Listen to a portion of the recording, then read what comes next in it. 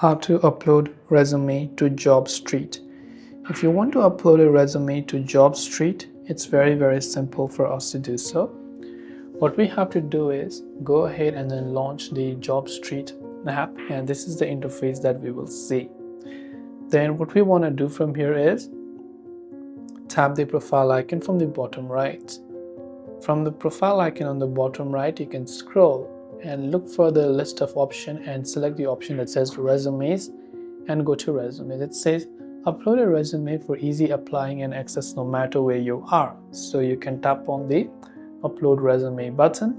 Then you can tap on upload a resume and upload the PDF file or whatever type of file you have from your phone over to Jobstreet app. So this way you can go ahead and then basically upload resume on Jobstreet.